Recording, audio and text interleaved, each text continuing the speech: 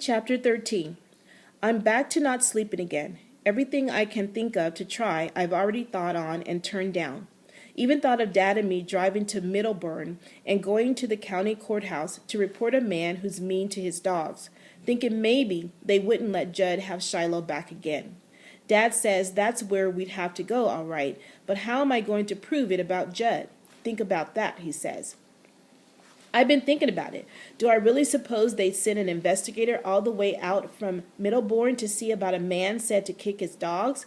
And if they did, do I think Judd's going to tell their man yes, indeed, he does kick them? Do I think the investigator's going to hide out in the bushes near Judge Trevor's place for a week just to see for himself? Tyler County hasn't hardly got the money to investigate reports of children being kicked, Dad says, much less dogs. Even if I told the animal rights people that I found a dog with a bullet hole in its head up near Judd's house, don't prove that Judd was the one who killed it.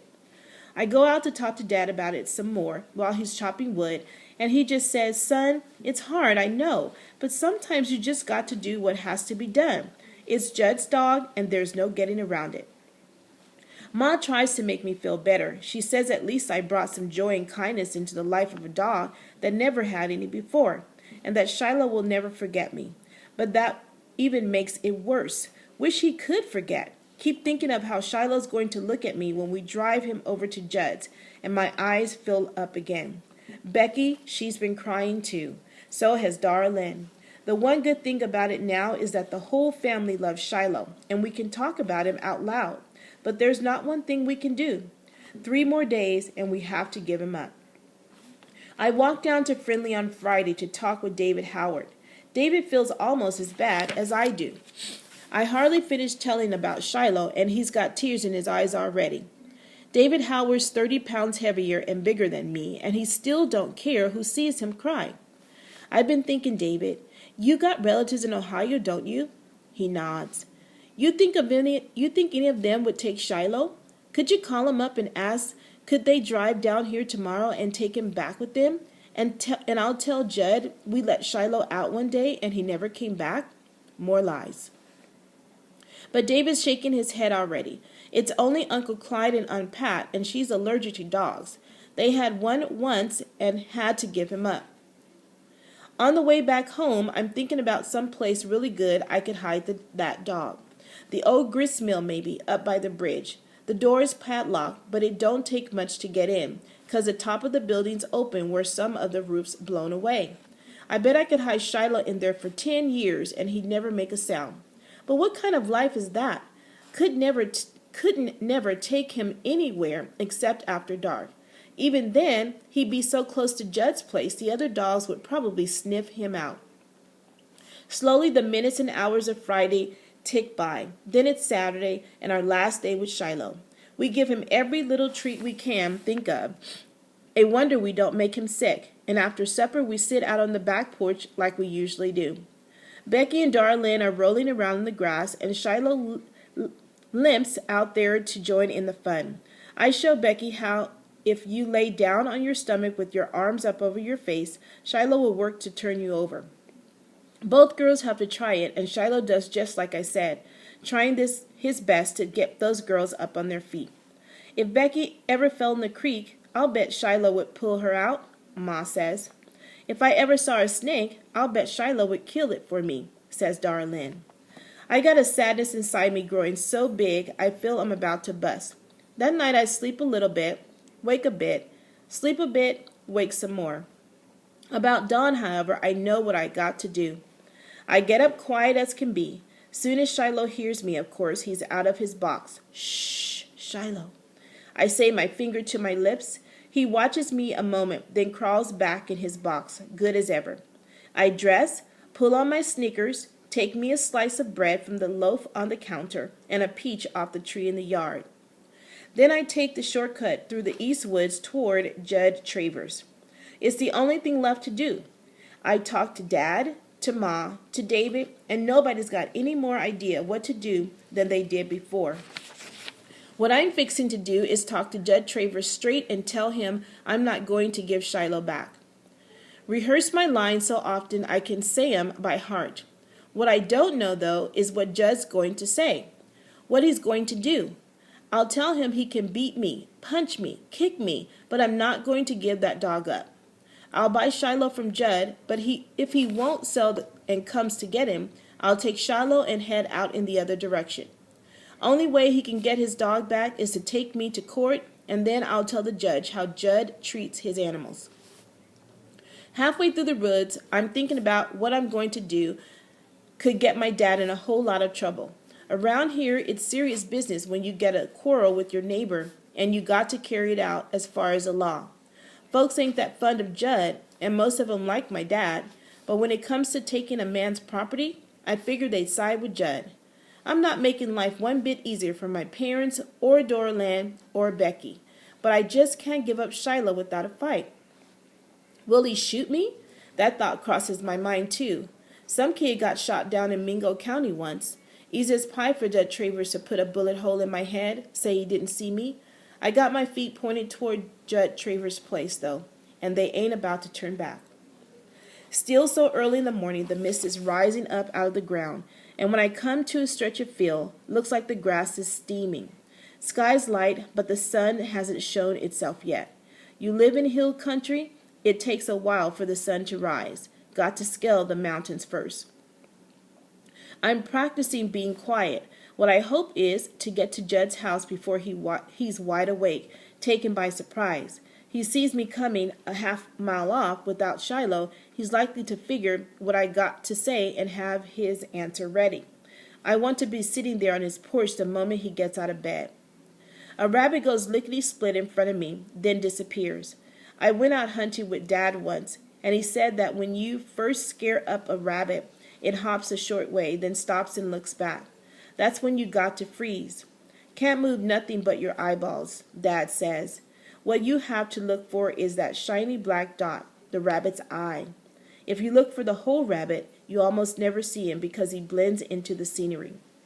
So I don't move a muscle and I look for the shiny black dot, and there it is. I wonder what's going on inside that rabbit, if its heart's pounding fierce. No way I could tell it I wasn't going to do it harm. So I go on, back into the second stretch of woods, heading for that second field. I'm just about to come out of the trees when I step dead still again, for right there in the meadow is a deer, a young doe. She's munching on something, and ever so often she stops, looks up, then goes on eating again. Hardest thing in the world for me to see how anybody could shoot an animal like that. Then I think of a couple winters ago we hardly had any meat on our table, and I guess I could see how a father with 3 kids could shoot a deer. Hope I never have to, though. I'm just about to step out into the meadow when crack is the sound of a rifle. It splits the air and echoes back against the hills. The doe takes out across the meadow, heading for the woods.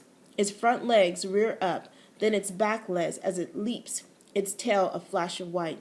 Crack! The rifle sounds again, and this time the deer goes down. I can't move. One part of me wants to go to the deer. The other part knows that somebody's out here with a rifle shooting deer out of season.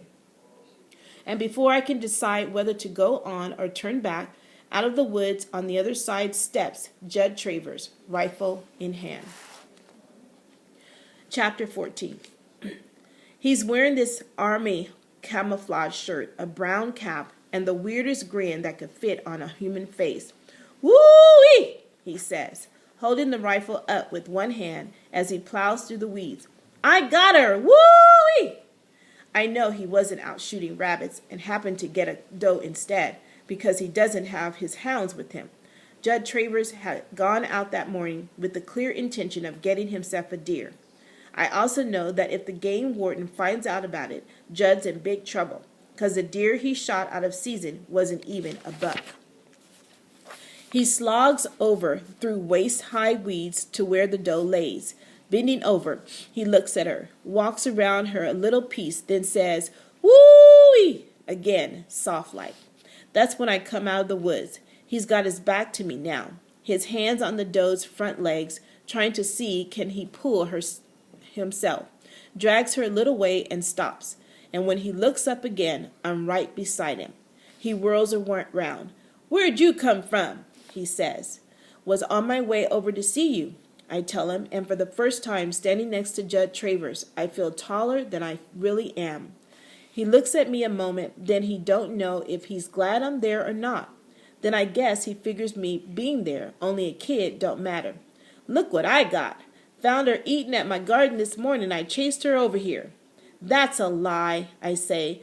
I was back in the woods watching her eat. She was coming down from the hills the other way. You went out deer hunting for anything you could get. Well, suppose I did, says Judd Travers, and he hates me worse than snot. Deer ain't in season, that's what. There's a $200 fine for killing a doe. Judd Travers is staring at me like he's about to crack me across the mouth. Way we're raised around here, children don't talk back to grown folks. Don't hardly talk much at all, in fact. Learn to listen, keep your mouth shut, let the grown folks do the talking. And here I am, shooting off my mouth at 5:30 in the morning to a man holding a rifle. Am I crazy or what? Not unless the game warden finds out there's not, Judd says. And who's going to tell him? You? All at once, I realize I got Judd Travers right where I want him. One way you look at it, it's my duty to report a killed doe. The way folks up here look at it, though, that's snitching. And if I could tell what bargain not to, it's something else again. It's blackmail. But like I said, I got to the place I'd do most anything to save Shiloh. Yeah, I'll tell. There's a free number to call. There is, too. It's on Dad's hunting regulation paper. Boy, I sure didn't know I was going to step into all this when I come up here this morning. Now Judd's looking at me good, eyes narrowed down to little slits. Your pa put you up to this? No, this is me talking. Well, ain't you something now? And who's to believe you? I'll get the game warden up here. Show him the spot the doe was hit, the blood, and when he finds the deer at your place, he'll believe me. The words are coming out quicker than I can think almost. I'll tell him he was eating my garden, and I'll say different. The new game warden won't make any allowance even if the deer was eating your garden. You just don't shoot deer out of season no way, especially a doe. Now Judd's really angry, and his words come at me like beads. What you trying to do, boy? Start up trouble? You think I can't put you in your place mighty quick? So what you gonna do, I ask. Shoot me? Travers is so surprised his jaw drops. But I'm cooking now. Nothing can stop me. Braver than I ever been in my life. Going to shoot me like that dog I found up here 6 months back with a bullet in his head? Travers stares some more. I know whose bullet that was, Judd, and I told Dad. And if folks find me up here with a bullet in me, Dad'll know whose bullet that is, too. I can't hardly believe the words that's coming out of my mouth. Been scared most of my life of Judd Travers, and here I am, half his size, talking like a grown person. It's because I know Shiloh's still got a chance. So what are you waiting for? Judd says finally. Go get the game warden. Come off it, Marty. Here, you take one of those legs. I'll take another. We'll drag it to my place, and I'll give you half the meat. And don't tell me your ma won't be glad to get it. I don't want the meat. I want Shiloh. Now Judd's really surprised and whistles through his teeth. Boy, you just come up here to set me up, didn't you? Didn't have an idea in the world you was out here with your rifle, I tell him. And that's one of the first truths I told in 2 weeks. I come up here because it's Sunday, the day you said to bring your dog back. And I wanted you to know you got to fight me first to get it. Now I'm telling you I mean to keep him. And you expect to keep that deer without a fine, you'll make the trade. Whoa, says Travers. That's no kind of trade at all. If I hadn't got me a deer this morning, what would you have bargained with? I didn't have an answer to that because I hadn't been thinking about a deal. Judd had already said he wouldn't sell Shiloh. Judd's eyes narrowed down even more till it almost looked like he's asleep. I just bet you would tell the game warden too. Jesus' name I would. And you're saying if I let you keep my hunting dog, you're going to keep this deer a secret? I begin to see now I'm no better than Judd Travers, willing to look the other way to get something I want. But the something is Shiloh. Yes, I will, I tell him, not feeling all that great about it. Well, you got to do more than that, boy, because I paid $35 for that dog, and I want $40 to let him go. For the first time, I see a thin ray of hope that maybe he'll let me buy Shiloh.